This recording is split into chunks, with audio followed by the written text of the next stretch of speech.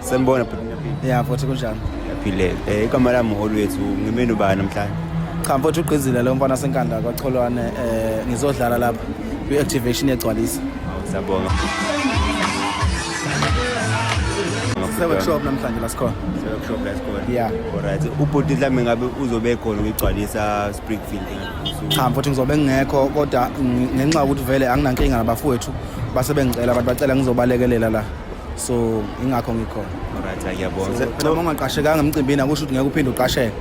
Ngoba ngingaqashekanga ngiyoqasheka okuzayo. Noma yini ngisho no2020 ngiyosebenza ngalelo la ngiyosebenza ngami.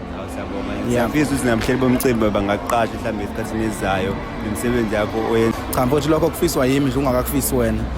Imina kuphambili okufisa ukuthi kusasa nami ngikwazi ukuthi ngiqasheke mfowethu ngoba umsebenzi siyayikhipha uthole ukuthi abantu bayithanda kodwa abahleli bemicimbi basinikeza ithuba nanokuthi baningi abaculi. Uma ngolithola ngithuba mfowethu ufuna uwamukele uyolithola ngelinye ilanga ithuba. Ngoba khona nawe la ulithola khona kusho ukuthi asilitholi. Angithi siyasebenza kweminye imicimbi nakhona kugcwalisa khona abayosebenza khona. Yabo? Yeah, kunjalo. Mhlambe uGqizile angasitshela igama lethu ibende liqhamukaphi lona? Igama lethu ubende mfowethu umfo kaManqele wangethalona. Yeah. Wangetha nje sakudlala mfowethu kwasho ukuthi abantu bayalithanda yabo. Basukuba into esebenzayo.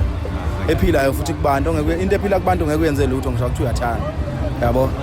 So kwaba yilokho nje mfowethu wakithi. Umuntu ongamazi uGqizile mhlambe ofunayo kulalela umculo wakhe usesha kanjani kuyitolo? Futhi ngasesha nje iGqizile Maskandi noma iGqizile 2025 izovela uGqizile ama-album aGqizile lapha ikhona nje i-album entsha kade ngiyikhipha manje ngoJune umshana kaMalungu abantu abakhomba ukumthanda kodwa umuntu akathola ukuqasheka ngendlela e-right. Hayi siyabonga kanjani wethu nani kanjani wethu emakhasi acela nihambe siye ku YouTube ku Spotify sifike simbheke uGqizile Khanyile. Ngiyabonga umntabakho.